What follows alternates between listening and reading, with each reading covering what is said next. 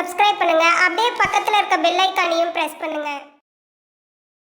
கன்னியா ராசி அஸ்த நட்சத்திரத்துல பிறந்தவளுக்கு 2025ஆம் ஆண்டு செப்டம்பர் மாத ராசி பலன்களை நம்ம தெளிவா பார்க்க போறோம். இந்த செப்டம்பர் மாதம் எத்தகைய மாற்றங்களை கொடுக்க போது, என்ன மாதிரியான விஷயங்கள்லாம் காத்துட்டு இருக்கு, அது மட்டும் இல்லாம இந்த இருவர் மூலம் சில முக்கியமான மாற்றங்கள் நம்மளோட வாழ்க்கை நடக்க போகுது. அது என்ன ஏதுன்னு சொல்லிட்டு தெளிவா பார்க்கலாம் வாங்க. கன்னியா ராசி கால புருஷனுக்கு 6வது ராசியா வருங்க. அஷ்ட நட்சத்திரம் 2வது நட்சத்திரமா வரும். அதோடைய அதிபதி அப்படின்னு பார்க்கும்போது சந்திரன். பொதுவா இந்த காலகட்டத்தை பொறுத்த வரைக்கும் ராசிநாதன் சொல்லப்படக்கூடிய புதன் இந்த மாதிரி 2வது பகுதியில ராசிக்குள்ள உச்சம் பெற்ற அமைப்புல நுழைவாருங்க, சரிங்களா? ஆனா முதல் பகுதியை பொறுத்த வரைக்கும் ராசியின் மீதும் 7ஆம் இடத்தின் மீதும் சனி செவ்வாயினுடைய ஒட்டுமொத்த தாக்குதல்கள் இருக்கிற போது, அப்போ இந்த இரு கிரகங்கள் ராசியின் மீதும் 7ஆம் இடத்தில் தொடர்பு கொள்ளும் போது என்ன ஆகும்னா, ஒரு மாதிரி ஸ்ட்ரெஸ்ஃபுல்லாவே இருப்பீங்க. தலைக்கு மேல ஏதோ பாரம் இருக்கிற மாதிரியே இருக்கும். ஒரு மாதிரி அலைச்சலோடையே வாழ்க்கையை போயிட்டு இருக்கும் அப்படின்னே சொல்லலாம்.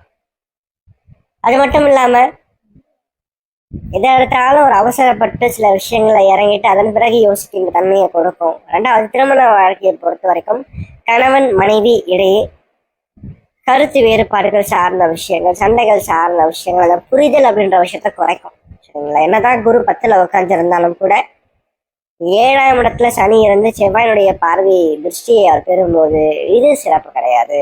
அப்ப நண்பர்கள் சார்ந்த வழியிலும் சரி, குடும்பம் சார்ந்த வழியிலையும் சரி பிரச்சனைகளை கண்டிப்பாக சந்திப்பீங்க.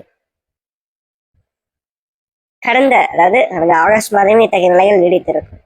சரி, இந்த மாத்திய கிரகநிலை எப்படி இருக்கு அப்படின்னு பார்க்கும்போது இந்த மாதமும் இந்த பிரச்சனைகள் தொடரும்.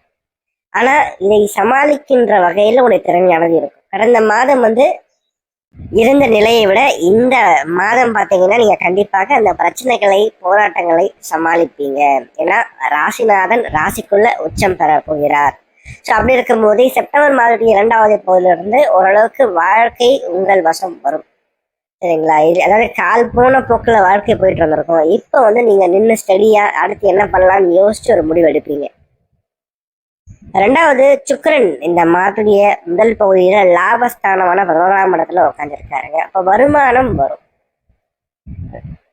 தனாதிபதி லாபஸ்தானத்துல உட்காரும் போது வருமானத்தை மிகைப்படுத்தி கொடுப்பார். அப்ப செய்கின்ற தொழில், வேலை, உத்தியோகம் சம்பந்தப்பட்ட விஷயங்கள் சிறப்பாக இருக்கும். முன்னேற்றங்கள் கண்டிப்பாக உண்டு. குறிப்பா இந்த கம்ப்யூட்டர் சம்பந்தப்பட்ட ஐடி செக்டர்ஸ்ல அல்லது பார்த்தீங்கன்னா பேங்க், டீச்சிங் செக்டர்ஸ்ல நீங்க ஜாப்காக, ப்ரொஃபஷனுக்காக நீங்க ட்ரை பண்ணும்போது கண்டிப்பாக இந்த காலகட்டம் உங்களுக்கு கை கொடுக்கும். அது மட்டும் இல்லாம 12ஆம் இடத்துல மாற்றிய முதல் பகுதியில சூரியனும் புதனும் சேர்க்கை பெற்றிருப்பாங்க. இந்த சூரியன் புதன் சேர்க்கை 2ஆம் இடமான சிம்மத்துல ஏற்படுறது சிறப்பு தாங்க. அரசு வழியில ஆதாயத்தை உண்டு பண்ணி கொடுக்கும். பிறந்த தாயகத்தை விட்டு வெளிநாடு போறது, வெளியூர் வாசம் பண்றது, இது போன்ற அமைப்புகளை இது ஏற்படுத்தி கொடுக்கும் அப்படின்னே சொல்லலாம். செலவுகளையும் சற்று மிகைப்படுத்தி கொடுத்திருக்கும் கடந்த காலங்கள் அப்படின்னு சொல்லலாம். எவ்வளவுதான் சம்பாதித்தாலும் இன்னொரு பக்கம் பணமானது விரயமாயிட்டே இருக்கிற மாதிரி நிலைமைகளை இது ஏற்படுத்தி இருக்கும் அப்படின்னு சொல்லலாம், சரிங்களா? அது மட்டும் இல்லாம ராசிக்கு 10ல குரு பகவான் இருக்காருங்க. மாணவ மாணவர்களை பொறுத்த வரைக்கும் 4ஆம் இடமான சுகஸ்தானத்தையும் கல்வி ஸ்தானத்தையும் 2ஆம் இடத்தையும் குரு ஒரு சேர தொடர்பு கொள்ளதால இந்த காலகட்டங்கள் படிப்புல ஓரளவுக்கு முன்னுக்கு வருவீங்க. என்னதான் தடைகள் நிறைய இருந்தாலும் அந்த தடைகளை தகர்த்தெறிந்து முன்னுக்கு வரக்கூடிய ஒரு காலகட்டமாகவும் இந்த காலகட்டமானது உங்களோட வாழ்க்கையில இருக்கும் அப்படின்னு சொல்லலாம். மார்ச் 2வது பகுதியில ராசிக்கு 2ஆம் இடத்துல செவ்வாய் வருவாருங்க. 8ஆம் இடத்தை தொடர்பு கொள்வார். 8ஆம் அதிபதி 8ஆம் இடத்துல தொடர்பு கொள்ளும் போது கொஞ்சம் இந்த காலகட்டங்கள், அதாவது இந்த செப்டம்பர் மாதமும் பார்த்தீங்கன்னா உங்களுக்கு ஆஹா ஓஹோன்னு நான் பெருசா நல்ல பலன்கள் பெருசா தூக்கி சொல்ல மாட்டேன்.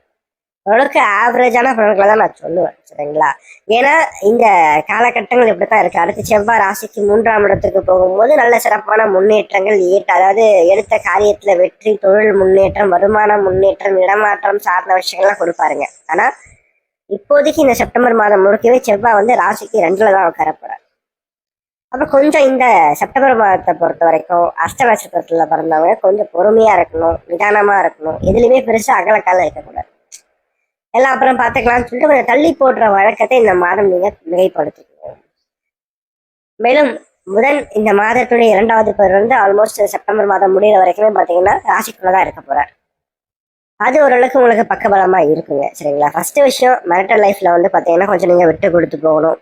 கணவன் மனைவி இடையே புரிதல் அப்படின்றது ரொம்ப அவசியங்க. சரிங்களா? ரெண்டாவது, பிடிவாத குணத்தை விட்டுடுங்க. அது மட்டும் இல்லாம தந்தையினுடைய ஆதரவு கொஞ்சம் உங்களுக்கு தேவை. சரிங்களா? சரி, இந்த மாதம் வந்து 2 நபர்களோட ஆதாயங்கள் காத்துட்டு இருக்குன்னு சொல்லி அது யார் அப்படின்னு பார்க்கும்போது, ஃபர்ஸ்ட் விஷயம், தாயார், தாய் வழி உறவுகள் சார்ந்த அமைப்புகளால ஆதாயங்கள் கண்டிப்பாக உண்டு.